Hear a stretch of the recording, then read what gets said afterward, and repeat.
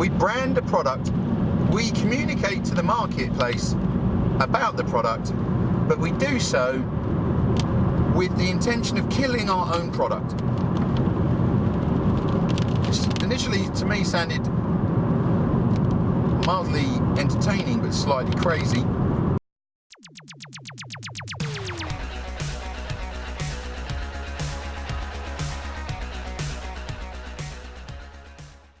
Today I'm on my way to see a medical products company. I met this business before quite a while ago, and when I left him I said, I'll give you one more session if you like, and at a time of your choosing. That time is today.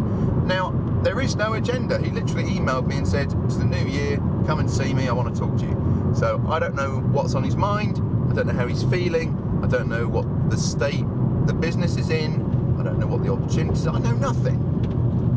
That's not uncommon, I've said that before. Literally, I know a lot of people will prep and they believe in prep, and gosh, if you work for any kind of agency or organisation, they will always put so much stall on prep. I don't believe in preparation.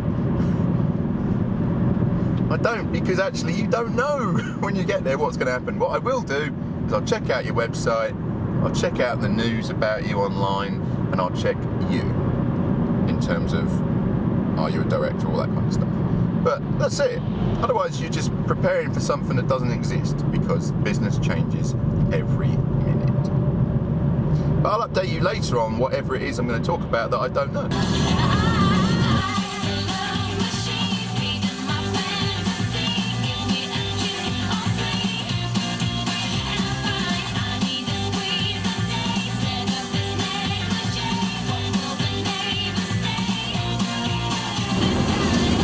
Okay, I've just left the meeting with the medical company where I wasn't quite sure what we would be talking about, and this is how it went.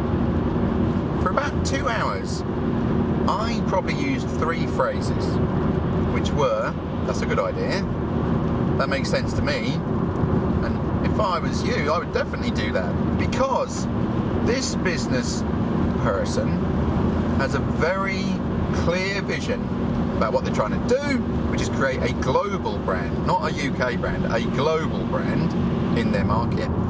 And basically he told me how he was going to do it with a piece of A3 paper and a pencil, which is good because I like pictures, and explained, this is the marketing strategy I have, this is what I'll require, and all this sort of stuff. And throughout that conversation, I mean, I'm being a bit, probably, what's the word, self-depreciating. I said a few more things than that, like, I would do that actually, or I'd think of that. But, as a consultancy session, or whatever you want to call it, business support session, I didn't do much talking. I did a lot of listening and a bit of learning. When you run a successful company like that, 7 figures, high profit margins, then you're kind of moving beyond what I would call, not general, but, general consultancy, because you've already done it. You've created a business that is sustainable, profitable, and growing every year 40%. Not bad. What do you want to talk to me for? Now, what you want to do is what he's doing now. You want to talk to other entrepreneurs who've made more money than you. We've gone past the what is the strategy to create the business, what is my approach, how do I manage it. We're way past that. Now we're into, tell me, Mr. or Mrs. more successful person, how you do it. And that's what he does. He's in a closed invitation only forum, and they are out there. Successful people form groups, invitation only, and yeah, he's in one of them. So I sat there for 2 hours thinking, this is fascinating. I'm glad he asked me to come, but I'm not really sure what value I'm adding, until he then said, I think I might move down the supply chain, some vertical integration, and purchase a machine for £200,000. At which point I was like, well, hang on, I might be able to help you there, because we do lots of grant applications for people, and maybe there's an opportunity to get certainly £70,000 towards it, and that will speed up your plan, which of course is why grant funds award money. They incentivise people to act when they wouldn't or couldn't, and create jobs. And he was like, well, I'm going to create 10 jobs. And he's in a ridiculous rural area. I mean, I'm sure he wouldn't mind me saying that, you know, down some lane, really. And I said, well, I'll ask, you know. You've told me what you're going to do. You told me what you're planning to do. You told me how many jobs you're going to create. I've seen your business plan. It's, you know, there it is in the picture. I'll find out if there's any mileage in applying. So yes, please. But what I want to talk about mainly in the video isn't any of that. It's one particular marketing approach he's going to implement, which I hadn't heard about. I mean, you might have done, but I hadn't. And I'm not even sure how true it is, but it doesn't really matter because the story stands as a concept or a lesson anyway, which is Pepsi Crystal. He said, have you ever heard the Pepsi story? And I thought, no. But lots of Pepsi stories, but I don't know one you're talking about. And Pepsi Crystal. And I don't know when this happened. He was telling me that years ago, Pepsi were like, how do we beat Coca-Cola? And they said, we'll make clear Coke. Which, to be honest with you, sounds a really stupid idea to me, straight off the bat. But I've seen more crazy things work. And we'll make clear Coke. We'll call it Crystal. And Coke see this happening and they're like, hang on a minute, we don't have clear Coke. What if people like clear Coke? They will buy clear Coke and not dirty Coke. I can say that, I drink a lot of Coke. So they're like, well, we better do something.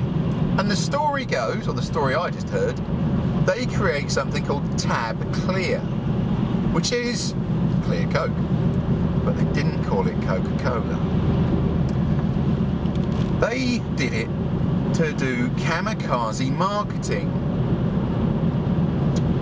which effectively means we invest in a product, we launch a product, we brand a product, we communicate to the marketplace about the product, but we do so with the intention of killing our own product. Which initially to me sounded mildly entertaining but slightly crazy, which I normally like. I said, well, explain that to me a bit more. He said, Pepsi Crystal positioned itself as a broad Coca-Cola product, general masses.